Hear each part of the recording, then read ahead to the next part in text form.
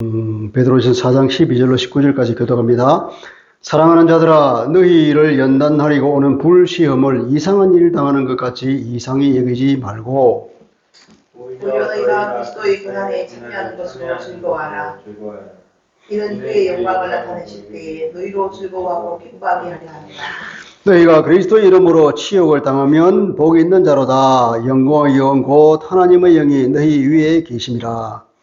너희 중에 누구든지 살인이나 도둑질이나 깍등이나 남에게 간섭하는 자로 고난을 받지 말거니 만일 그리스도인으로 고난을 받으면 부끄러워하지 말고 도리어 그 이름으로 하나님께 영광을 돌리라. 하나님의 집에서 심판을 시작할 때가 되었나니 만일 우리에게 먼저 하면 하나님의 복음을 순종하지 아니하는 자들의 그 마지막은 어떠하며 또 의인이 겨우 구원을 받으면 경건하지 아니한 자와 죄인은 어디에 서리요. 그러므로 하나님의 뜻대로 고난을 받는 자들은 또한 선을 행하는 가운데에서 그 영혼을 미쁘신 창조주께 의탁할지어다. 아멘. 하나님의 말씀입니다. 자, 여러분 삶의 어려움을 겪어보셨습니까? 그것은 참 힘들고 고통스럽죠. 어쩌면 어떨 때는 서럽기까지 합니다. 그러나 그럼에도 불구하고 사람은 그러면서도 잘하는 것 같아요.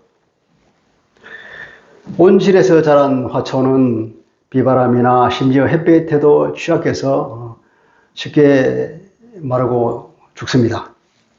그래서 옛말에도 젊은 고생은 사서라도 한다 이런 속담이 있죠.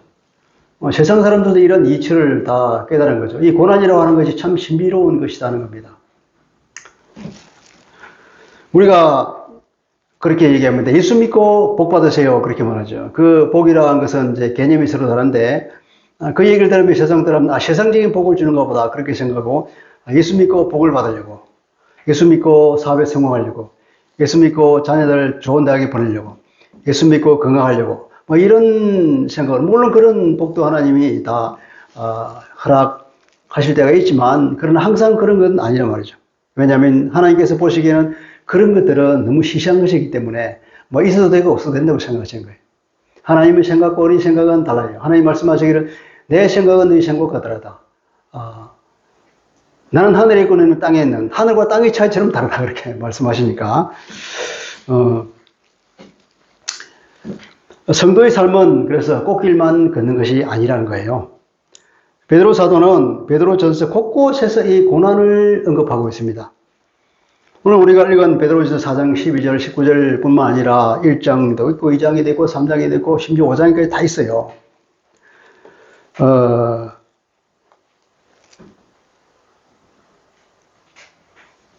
그러니까 성도는 삶을 살아갈 때 불같은 시험이 있다는 것을 강조하고 있습니다. 베드로서 1장 6절, 7절도 이렇게 말씀하고 있어요. 세 번역으로 좀 읽어드릴게요. 그러므로 여러분이 지금 잠시 동안 여러 가지 시련 속에서 어쩔 수 없이 슬픔을 당하게 되었다 하더라도 기뻐하십시오. 하나님께서는 여러분의 믿음을 단련하셔서 불로 연단하지만 결국은 없어지고 마는 금보다도 더 귀한 것이 되게 하시며 예수 그리스도께서 나타나실 때에 여러분에게 칭찬과 영광과 존귀를 얻게 해주십니다. 칭찬, 영광, 존귀. 이런 불시험을 당하여서 여러분의 믿음이 단련되면은 그 단련된 믿음을 통해서 나중에 뭘 얻는다고요? 하나님부터 칭찬을 받고 영광과 존귀함을 얻는다. 이런 거예요. 2장에도 한번 볼게요. 2장에도 19절, 20절을 보면은, 자, 부당하게 고난을 받아서 하나님을 생각함으로 슬픔을 참으면 이는 아름다우나, 주가 위해서 매를 맞고 참으면 무슨 칭찬이 있으리요. 그러나 선을 행함으로 고난을 받고 참으면 이는 하나님 앞에 아름다우니라. 이를 위하여 너희가 부르심을 받았고 더하네 그리스도도 너희를 위하여 고난을 받아서 너희가 본을 끼쳐 그 자취를 따라오게 하려 하셨느니라. 그리스도인의 삶이라는 것은 고난이 있고 그것은 주님께서 이미 알고 먼저 그 본을 보여주셨다는 거예요. 주님의 십자가 죽음이라는 것은 그게 고난의 길 아닙니까? 고통의 길이고 3장에도 보십시오. 3장 14절에는 이렇게 말하고 있습니다. 그러나 의를 위하여 고난을 받으면 복이 있는 자다. 그렇게 말하고 있습니다. 17절도 말하고 있어요. 선을 행함으로 고난받는 것이 하나님의 뜻일진데 악을 행함으로 고난받는 것보다는 아니라. 그러니까 선을 행함으로 고난받는 것이 뭐라고요? 심지어는 그것이 하나님의 뜻일 때가 있다는 겁니다. 아니죠. 선을 당함으로 고난을 받는 것은 반드시 하나님의 뜻이라는 거죠. 우리가 굉장히 억울하잖아요. 선을 행했는데 내가 고난을 받는다고 너무합니다. 너무 억울합니다. 하나님께서는 그러나 내가 그것을 허락했다. 그렇게 말씀하셔요. 참 이것이 기독교인의 역설입니다. 사장에 들어와서도 딱 처음에 하는 얘기 그리스도께서 이미 육체의 고난을 받았으니 너희도 같은 마음으로 갑옷을 삼으라. 이는 육체의 고난은 받은 자는 죄를 그쳤다. 그렇게까지 말씀하고 있습니다. 그리고 5장 8절 9절도 건신하라 깨어라 너희 대적 마귀가 오는 사자같이 두루 다니며 삼킬 자를 찾나니 너희는 믿음을 굳건하게 하여서 그를 대적하라. 이는 세상에 있는 너희 형제들도 동일한 고난을 당하는 줄을 알미라. 세상에 있는 모든 동일한 그리스도인들도 다 이런 고난을 당하고 사자가 삼킬 자를 두루 삼키고 다 살피고 다니는 그런 고난을 당한다는 거예요. 누구든지. 그렇게 말씀하시면서 그래서 이 베드로전서 1, 2, 3, 4, 5장을 보면 전체가 다 고난으로 점철되어 있는데 고난당하는 성도들을 격려하고 위로하기 위해서 쓴 것이 바로 이 베드로전서다. 이렇게 말할 수 있겠죠. 왜냐하면 베드로전서 쓴 때가 아마 사람들이 추측하기로 베드로가 로마에 갔을 때가 바울이 투옥되고 난 직후라고 다들 얘기하는데 그때는 아마 주후 63, 4년쯤 되겠죠.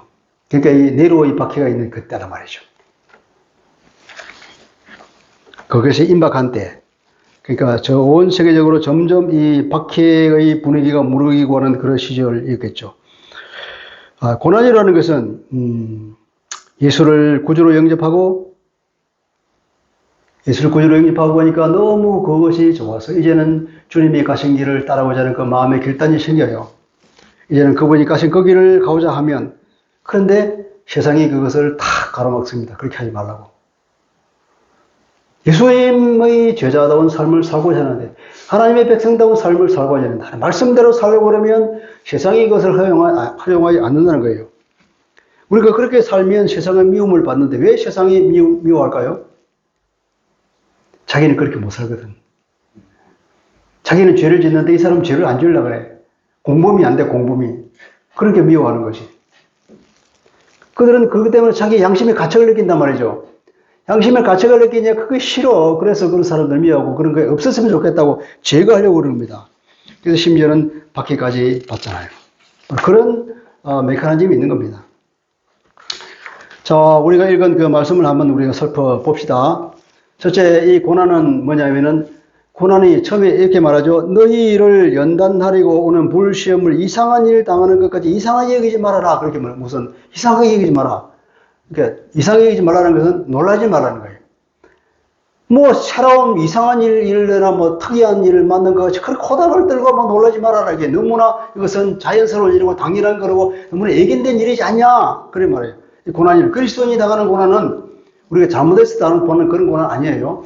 그리스도인으로 살고자 할 때 우리에게 오늘 그 불이익, 그런 고통들, 박해, 이것이 뭐냐면 그것은 당연히 예상되는 것이라 이 말이에요. 전혀 놀랄 일이 아니고 무슨 색다른 일도 아니라는 겁니다. 그리스도인에게는 일상적인 것이 이미 예상된 일입니다. 주님도 이미 그렇게 말씀하셨습니다. 요한복음 15장 18절 19절 말씀인데요. 세상이 너희를 미워하면 너희보다 먼저 나를 미워한 줄 알아라. 나를 미워했으니까 당연히 내 제자들도 세상이 미워한다. 19절 너희가 세상에 속하였으면 세상이 자기 것을 사랑할 것이나 너희는 세상에 속한 자가 아니요 도리어 내가 너희를 세상에서 택하였기 때문에 세상이 너희를 미워하느니라. 소속이 다르기 때문에 미워한다는 겁니다. 또 20절에 이렇게 말합니다. 사람들이 나를 박해하여 선적 너희도 박해할 것이요. 당연히 박해를 당한다는 겁니다. 주님이 이미 말씀하셨습니다. 21절에도 사람들이 내 이름으로 말미암아 이 모든 일을 너희에게 하리라. 내 이름 때문에, 내 이름을 믿는다는 그 이유 때문에 이 모든 박해를 너에게 가할 것이라고 주님이 이미 제자들에게 경고와 혹은 예언을 하셨습니다. 대비하라는 말씀이겠죠. 각오하라는 말씀입니다. 그러니까 우리에게 고난이 당한다? 놀라지 말아라. 이미 예상된 일이다. 담담히 받아들여라. 그런 말이고, 두 번째는 또 뭐냐면 13절입니다. 너희가 그리스도의 고난에 참여하는 것을 즐거워해라. 뭐랍니까? 오히려 기뻐해라는 거예요. 기뻐해라. 자, 시험을 당하는 것은 뭐라고요? 그리스도의 고난에 참여하는 것과 똑같은 것이다. 그러니 기뻐해라. 내가 시험을 당합니다. 예수 믿는 날 그 이유만으로 내가 시험을 당합니다. 그러면 주님이 고난을 받은 그 고난에 나도 동참하네. 그런 느낌이 오는 거예요. 올 것이 왔네. 주님이 고난을 당하시더니 역시 나도 주님의 길을 걸으니까 나도 그런 고난이 내게도 오네. 그런 얘기하는 거예요. 그러니까 뭡니까? 바로 그 고난을 나도 당하는구나. 그러면 내가 예수님이 제자라는 사실이 느껴지게 되는 것이고, 내가 소속이 예수님께 속하겠다는 것을 알게 되는 거예요. 나는 세상에 속한 것이 아니다. 소속이 다르다는 걸 깨닫고, 그럼 뭡니까? 기뻐하는 거죠. 내 소속이 하늘에 속한 하나님의 자녀구나. 나는 세상의 소속이 아니구나. 나는 이미 구원을 받은 게 확정되었네. 그걸 느끼는 거예요. 그러니까 얼마나 기쁜 일입니까? 우리가 확정시켜주는 일입니다. 그리스도 때문에 당하는 고난이 있습니다. 그리스도인으로 살려고 할 때에 세상으로부터 오는 미움과 위협과 여러 가지 불이익을 감수해야 됩니다. 여러분, 직장에서는 그리스도인이라고 혹은 사업에서 왕따를 당합니다. 좋은 사업이 있어도 좋은 일이 있어도 안 끼워져요. 성공할 수 있는 기회를 안 준단 말이죠. 자기들끼리 다 해먹고. 그러니까 기회를 박탈당합니다. 또 어떤 사람들은 예수 믿는 사람들 착하다고 해서 막 와서 이용해 먹습니다. 그리고 놀리고 조롱하고, 그리고 자기들과 같이 죄를 지지 않는 것, 공범이 되지 않는 것에 대해서 화를 내고 미워하죠. 이런 것들이 뭐냐면 그리스도 때문에 받는 고난이라 이 말이에요. 바로 그러한 고난을 당할 때 우리는 뭘 느끼냐면 첫째, 그리스도와의 연합을 확인할 수 있습니다. 내가 그리스도와 연결되어 있구나. 나는 그리스도인이구나 하는 것을 느낍니다. 내가 세상의 소속이 아니라 그리스도에 속한 사람입니다. 나는 세상과는 다른 길, 다른 삶을 살고 있구나. 나는 주님이 말한 그 좁은 길을 가고 있거나 하는 걸 확인하게 되는 거예요. 얼마나 기쁜 일입니까? 스스로를 확인하는 겁니다. 두 번째, 우리가 고난을 당하면 어떻게 합니까? 부지런히 주님을 찾잖아요. 주님을 찾고 그러면 주님이 또 찾아오시죠. 이것을 통해서 우리가 주님과의 교제가 회복되고 교제가 깊어지는 또 그런 은혜가 있죠. 그러니까 이 고난이라는 것이 두 가지 이유가 있죠. 자, 내가 나의 정체성을 확인합니다. 나는 구원받은 사람이다. 두 번째로는 뭐냐? 주님과의 교제가 깊어진다는 거예요. 주님을 만나는 것입니다. 그러니까 사도가 말하기를 오히려 기뻐해라. 놀라지 말아라. 기뻐해라.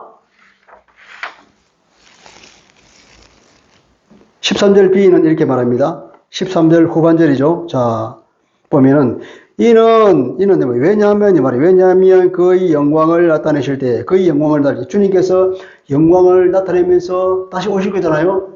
주님의 재림, 주님의 영광 가운데 재림에 올 때에 너희로 즐거워하고 기뻐하게 하기 위한 것이다. 그래서 뭐라고요? 고난을 준다고요? 그렇습니다. 주님이 영광 가운데 재림하실 때에 너희들이 기뻐하고 즐거워할 수 있도록 오히려 지금 고난을 준다. 이 고난에 참여할 때에 내가 주님의 속한 소속이라는 걸 알게 되고 주님과 그 길을 다 함께 걷고 있다는 그 기쁜 마음을 있고 그때에 주님이 오실 때에 주님 그렇습니다. 나도 주님이 걸어가신 그 길을 걸어갔습니다. 나는 주님의 속한 사람입니다. 그럼 얼마나 기뻐하겠어요. 주님을 영접하긴 했지만 세상과 동일하고 비슷하게 사는 사람들 주님 오신다 그러면 얼마나 쫄이겠습니까? 과연 내가 이렇게 해도 구원받을까? 혹시 심판받지는 않을까? 혹은 설령 구원을 받는다 하더라도 나에게는 아무런 구원 외에 다른 상급이 없겠구나. 얼마나 부끄럽겠습니까? 주님이 올 때 기쁜 마음으로 쳐다보겠습니까? 두 손들어 환영하겠습니까? 다소곳이 눈을 깔고 그냥 주님의 처음만 기다리겠죠. 이 미래의 기쁨과 영광을 우리에게 약속해 주기 때문에 이 고난이라는 것은 좋은 것입니다. 13절 후반절에 이 왜냐면이라고 하지만 혹은 이건 목적이라고 볼 수 있습니다. 목적절. 원문에 보면은 그 목적은 그 이유는 이렇게 말합니다. 그 결과 혹은 그 목적이 그리스도께서 영광 가운데 재림하실 때에 이런 삶을 산 사람들은 기뻐하고 즐거워하게 된다. 주님 오실 그때에 우리는 주님께 함께 연합한 사람이고, 우리는 주님께 계속 교제해왔던 사람이고, 우리의 정체성이 그런 사람인 것을 인정하기 때문에 주님을 기쁜 마음으로 영접할 수 있다는 것입니다. 세 번째는 하나님께 영광을 돌리라고 합니다. 14절 읽어봅시다. 너희가 그리스도의 이름으로 치욕을 당하면, 이렇게, 이거는 조건절입니다. 만약 너희가 그리스도의 이름으로 치욕을 당한다면 복 있는 자로다. 복이로다. 복 있는 사람이다. 복이야. 이게 주님이 산상 설교할 때에 팔복을 얘기할 때 말하죠. 복이로다 하는 거 똑같은 문장 구조예요. 영광의 영 곧 하나님의 영이 너희 위에 계시기 때문이다. 그렇게 말하고 있습니다. 그리스도의 이름으로 하는 것은 그리스도의 이름 안에서 하는 것인데, 달리 말하면 그리스도의 이름 때문에 혹은 그리스도의 이름을 위하여 이 말이에요. 만약 너희가 그리스도의 이름 때문에 치욕을 당하면, 손해를 보면, 만일 너희가 그리스도의 이름을 위하는 일을 하다가 손해를 본다면 이 사람은 복이 있는 자로다. 어떤 복입니까? 하나님의 영광을 보는, 하나님의 영광이 함께하는 복이 있다는 겁니다. 그리스도의 이름으로 치욕을 당한다는 것은 그리스도인의 어떤 정체성에 그런 합당한 삶을 살려고 하기 때문에 오는 박해입니다. 그렇게 산다는 이유 때문에 이웃이 박해하거든요. 좋아하지 않거든요. 그러니까 우리가 혹은 또 그리스도가 기뻐하는 그런 삶을 우리가 살려고 하다 보면 세상이 좋아하지 않습니다. 사탄이 장악한 세상이, 사탄이 세상 사람들을 움직여서 그 사람들을 미워하고 박해하도록 만들죠. 근데 사실 그런 고난이나 혹은 고통이나 혹은 그 불이익을 감수하면서도 이런 삶을 사는 사람은 어떤 사람이냐면 이 구원의 가치를 아는 사람만이 그렇게 할 수 있어요. 구원이 뭔지 모르면 그렇게 살 이유가 없잖아요. 이 그리스도인의 구원의 가치를 아는 사람은 그분의 길을 가게 되어 있는 거예요. 주님께서 이미 그렇게 말씀하셨습니다. 마태복음 13장에 이렇게 말씀하시는데요. 천국은 마치 밭에 감추인 보화 같다. 천국은. 그 보화 비유를 이렇게 말씀합니다. 사람이 이를 발견한 후에 숨겨두고 기뻐하며 돌아가서 내가 어떤 사람 집에 가서 품삯을 받고 그 집에 일을 했어요. 근데 보니까 가운데 곰팡이 묻혀 있어. 그럼 그걸 덮어두고 기쁜 마음으로 집에 돌아가서는 이제 온 재산을 다 팔아가지고 그 땅을 사버리는 거예요. 그러면 그 금덩이가 될 거잖아요. 그거 같은 거예요. 그러니까 자기 소유를 다 팔아가니까 올인한다는 거죠. 여러분 이 구원에 올인하고 있습니까? 예수 믿는 이 그리스도의 삶에 대해서 여러분 올인하고 있습니까? 내가 죽으면 죽을지 이 구원만은 결코 빼앗기지 않으리라. 그런 결심을 하고 있습니까? 여러분이 받은 그 구원이 그 정도로 가치 있는 걸로 다가오고 있습니까? 그것이 아니라면 이 구원에 대해 계속 묵상해 봐야 되고 기도해야 됩니다. 하나님이 우리에게 주신 그 구원이 얼마나 위대하고 영광스러운 것인지. 주님이 부활하시면서 그 영광스러운 모습을 조금이라도 우리에게 맛보기를 보여줬잖아요. 부활한 그 부활체는 그냥 막 통과합니다. 모든 지혜와 모든 게 넘쳐납니다. 무소부재. 그런 영광스러운 몸을 입은 그분이 사는 천국이라면 얼마나 위대하고 대단한 것입니까? 그러니까 어떻게 보면 죄가 많은 우리의 육신을 입고는 천국에 그것은 감당할 수 없는 곳일 거예요. 말하면 하나님 그 영광에 눌려가지고 살 수가 없다고요. 하나님 그 놀라운 그 무거운 영광이 가득 차 있는 그 천국에 우리가 들어가려면 어떤 준비가 필요하겠습니까? 그 영광을 이겨낼 수 있는 육체를 가지고 있어야 될 것이고, 그 영광을 이기고 살아갈 수 있는 이 내적인 영적인 힘이 있어야 되겠죠. 그래서 이 고난이 필요한 거예요. 훈련이 필요하다 이 말이에요.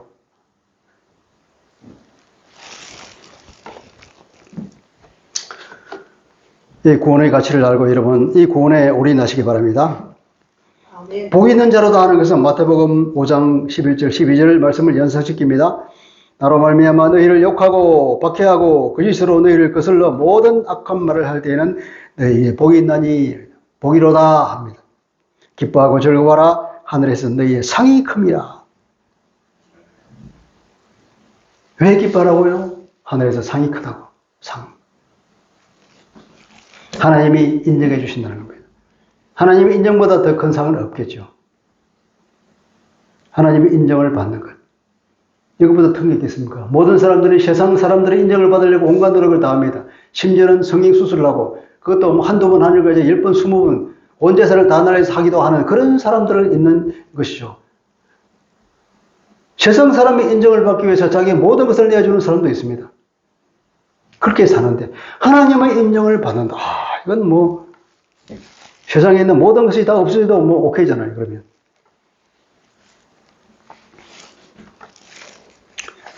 그래서 그렇게 말합니다. 영광의 영곳 하나님의 영이 너희에 계심이라. 이 앞에 왜냐하면 이라는 말이 있어요. 왜냐? 영광의 영곳 하나님의 영이 너희 위에 계신다. 너희 위에 임재해 계신다는 거예요. 이보다 더 큰 복이 있을까요? 하나님 임재는 곧 성령 충만을 말하겠죠. 하나님의 관심의 집중 대상이다. 아, 그런 사람을 살아? 어디에 누가 그리스도인다운 삶을 살고 있어. 살려다가 고통을 당해. 저기 있네. 하나님의 관심이 집중된다는 거예요. 거기에 하나님의 영광이 당연히 그 위에 머물러 있는 거죠. 우리가 성경에서 그 예를 봅니다. 누굽니까? 스데반. 스데반이 그렇게 살다가 돌에 맞아 죽잖아요. 그러면 스데반이 마지막에 눈을 떠서 보니까 하늘문이 열렸어. 주님이 스데반의 영혼을 영접하기 위해서 주님이 그래서 일어서셔서 앉아있는 거죠. 일어서서 그냥 그 스데반이 올라오길 기다리는 거예요. 스데반이 그걸 보고 영광 가운데 기뻐하면서 보라 하늘이 열리고 우리 주님께서 서 계시는 것을 내가 본도다 그렇게 말하죠. 그러면서 그는 그들을 위해서 오히려 용서해달라는 기도를 하고 죽었죠. 이게 뭡니까? 그 박해받는 사람들에게 고통 고난 당하는 사람에게 하나님의 영광이 함께 있다는 그 예가 되죠. 구약에는 하나님의 임재가 성막 위에 있었습니다. 신약에는 그러면 교회 위에 하나님의 영광이겠죠? 고난받는 성도들에게도 하나님의 영광이 있다고 말씀하고 있습니다. 여러분, 이 말씀은 16절에 반복하고 있습니다. 만일 그리스도인으로 고난을 받으면 부끄러워하지 말고 도리어 그 이름으로 하나님께 영광을 돌리라. 이걸 한술 떠서 영광을 돌리라. 하나님께 영광을 돌리라.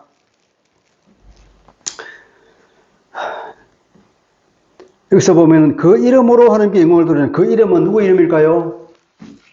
이건 예수님의 이름이 아니고 그리스도인이라는 이름입니다. 내가 그리스도인으로서 고난을 받는다 그러면 그리스도인이라는 그 이름으로 하나님께 영광을 돌리라.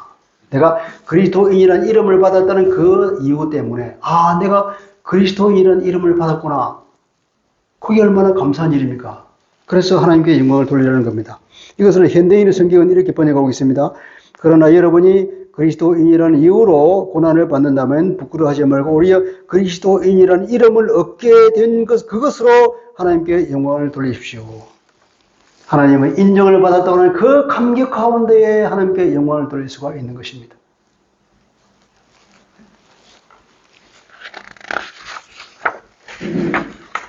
그러면 이런 고난을 당한 성도들은 어떤 마음의 자세를 가져야 될까? 사도는 우리에게 17절, 18절, 19절에서 이제 말씀하고 있습니다. 우선 17절, 18절을 한번 읽어볼게요. 같이 시작. 하나님의 집에서 심판을 시작할 때가 되었나니 만일 우리에게 먼저 시작하면 하나님의 복음을 순종하지 아니하는 자들이 그 마지막이 어떠하며 또 의인이 겨우 구원을 받는다면 경건하지 아니한 자와 죄인은 어디에 서리요? 이게 무슨 말이냐면 심판이 있다는 겁니다. 심판이 있다. 하나님의 심판이 있다는 거예요. 에스겔 9장 6절입니다. 늙은 자와 젊은 자와 처녀와 어린애와 여자를 다 죽이되 이마에 표 있는 자에게는 가까이 하지 말아라. 내 성소에서 시작할지니라 하시매 그들이 성전 앞에 서 있는 늙은 자로부터 시작하더라. 심판이 하나님의 징계가 어디서 시작한다고요? 하나님의 성소에서부터 먼저 시작한다는 그런 얘기가 에스겔이 하나님의 환상을 통하여 봤어요. 그래서 베드로가 이 말에 근거해서 하는 얘기 같아요. 하나님의 징계라고 하는 것은 성소에서 먼저 시작하니까 하나님의 집에서 먼저 심판이 시작된다는 거예요. 여기서는 이 심판이라는 것은 하나님의 백성들에게 심판이 있을 수 없죠. 그건 징계라고 보는 거예요. 일반 우리가 그리스도인으로서 살아갈 때 받는 징계, 그 징계를 통해서 하나님의 나라에 들어갈 합당한 몸을 갖추기 위해서 연단받는 그것을 말하는데 여기서는 심판이 아닙니다. 마지막 심판을 말하는 것이 아니라 그리스도인으로 살아가는 그 시기, 우리가 성화되어가는 그 시기에 받는 우리의 여기서 말하는 불같은 연단, 그걸 말하죠.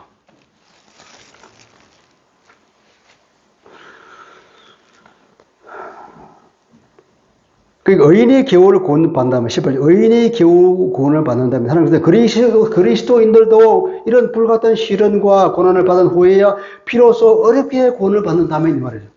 어렵게 구원을 받는다는 것은 그렇게 구원을 받는 것이 공짜로 되는 것이 아니랍니다. 통과 의례가 있는 것이고 그것을 통과하는 어떤 치러야 할 대가가 있는 거예요.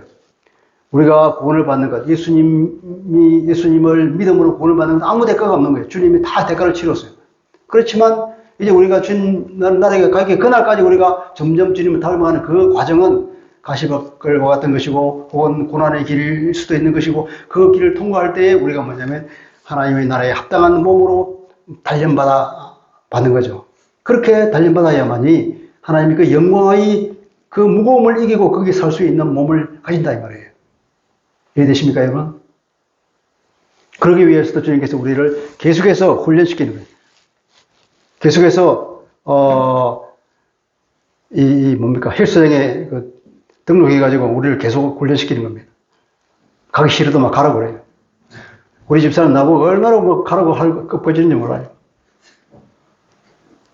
가서 막 부상기구도 하는데 다치려다 그러면 또 가라고 그러고 하나님께서 그러신 것 같아.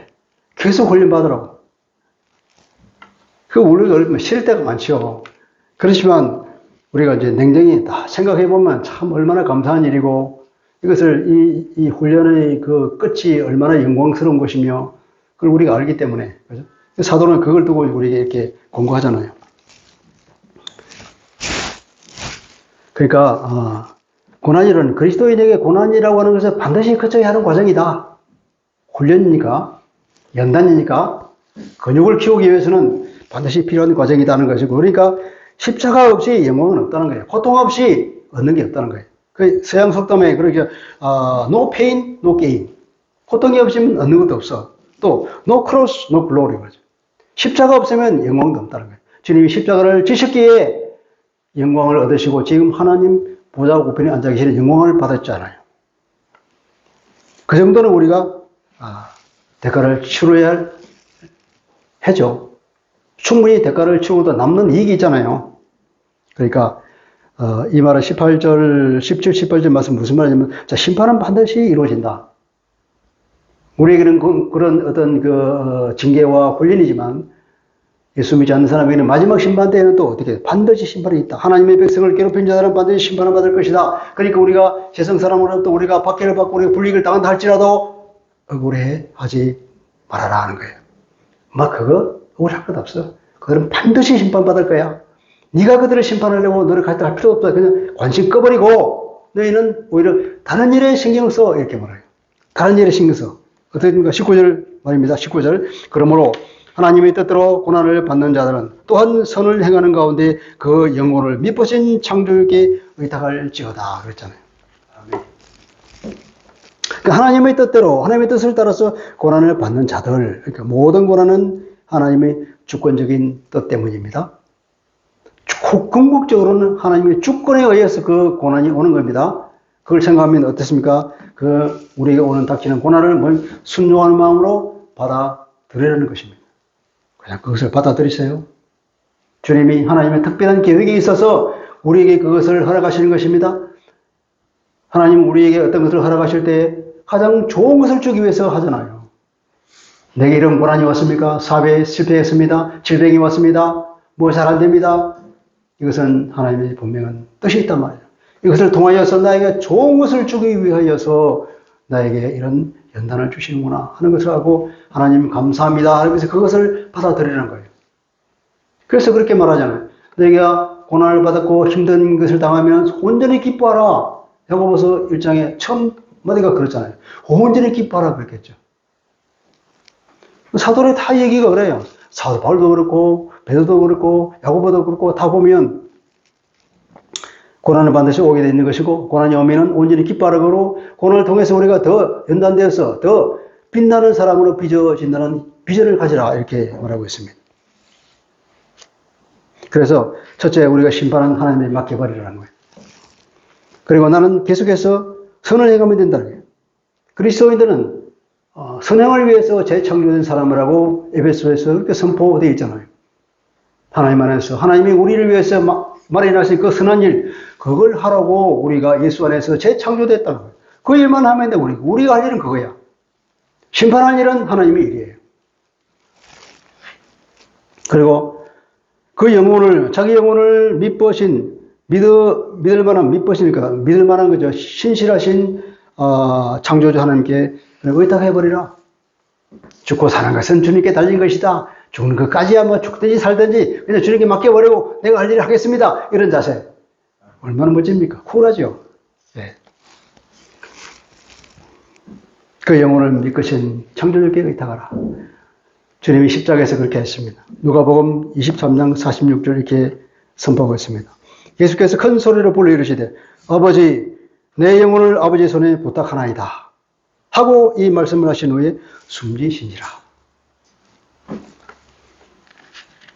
우리의 영혼을 하나님께 맡겨버리고 죽든지 살든지 그것은 하나님의 소관에 있는 것이고 내가 살아있는 동안은 주님이 하시라고 명령한 이 일에 내가 전념하겠습니다. 그런 순종하는 자세로 사는 것은 마음도 편하고 주님도 기뻐하시고 우리 상급도 크고 얼마나 좋습니까? 일석삼조의 효과가 있죠.